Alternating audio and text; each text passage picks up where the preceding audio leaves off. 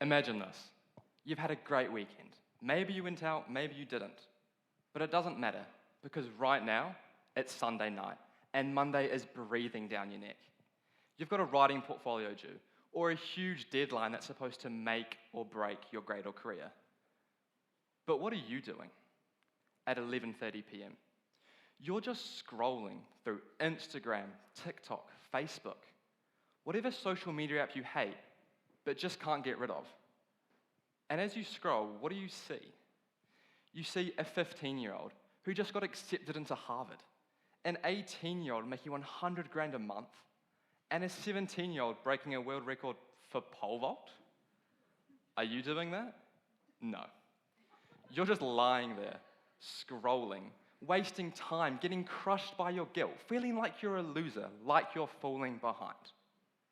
Why aren't I doing that? You ask yourself. In a world where everyone's always told to be switched on, or told to seize the moment, maybe the real power, the power of now, is to just stop. Every day, it feels like I'm expected to be on, constantly. I never have time for me, for myself. It's all about being in the state of doing everything. Social media is a huge part of this. It's turning my success into a competition. And it's easy to fall into the mindset it's creating. I'm 17, right? And people around me are constantly saying, plan your future. Figure out what you want to do at the age of 17. But the thing is, I'm still trying to figure out who I am right now. And when I'm scrolling through social media, it seems as though everyone around me has everything figured out. And the problem is, this pressure has ended up with myself and others my age doing everything, doing too much, just to feel like we're moving forward, let alone keeping up. And part of why I kept pushing myself so hard was because I wanted to be impressive. I wanted for people to look at me and think, wow, he has it all figured out, even when I didn't. But the thing was, even when I was getting that recognition of being impressive or perfect, it was never enough. I always wanted more. And no one ever talks about how draining that is. We're expected to keep hustling and keep saying yes. But no one tells us we don't need to be doing everything all the time. They never tell us to just say no. And when we're chasing after everything, we end up chasing after nothing. You might think that by saying yes to everything, you stay productive or make the most out of every opportunity. But what people don't see is what happens behind the scenes when you're worn out, exhausted from doing everything. Over time, that exhaustion isn't just your physical state. It will start to affect how you think, how you feel, and start to show up for the people around you. When you say yes to everything, you stop giving yourself the chance to actually think about what you want. You're constantly in motion, saying yes because you feel like you have to, or because it's simply a reaction. But you end up running on autopilot. You start filling your life with these activities and projects that you don't even want to be doing, and you're not focused on any of them long enough to make them meaningful. However, the benefits of saying yes is always obvious in the moment. It feels so rewarding, getting recognition, staying busy, being involved in everything. But over time, that constant stress, that constant pressure, it becomes a part of your routine. You can't switch off, you can't stop thinking.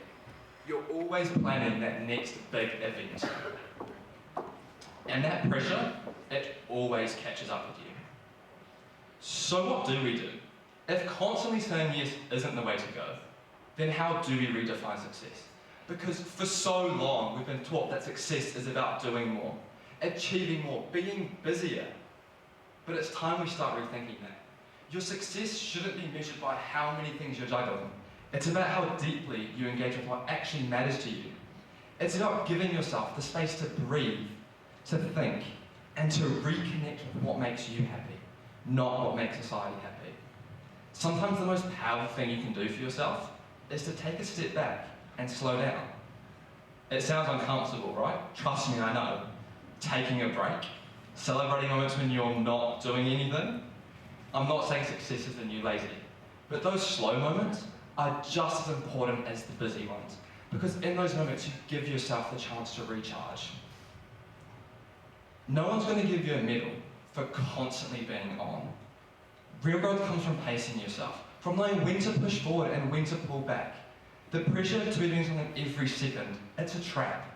You don't need to prove anything by burning yourself out. Your success is more than moving forward. Sometimes success can be from moving backwards, if it means it's beneficial for you right now.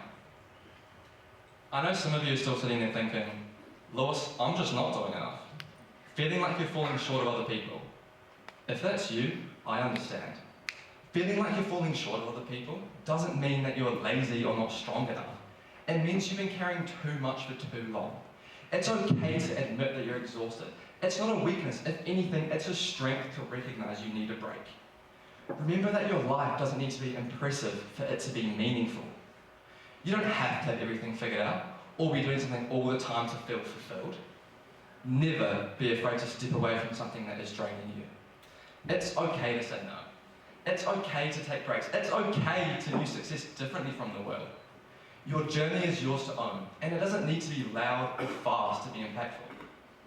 I want you all to leave here tonight knowing that you don't have to be constantly switched on to live that fulfilling life. If you take the time to slow down and give yourself the permission to rest, that's success. It's more than just moving forward. It's about finding what truly matters to you. Remember that you're not here to keep up with the world. You're here to build your own path, your own journey. And that first step might simply be by saying no. Thank you.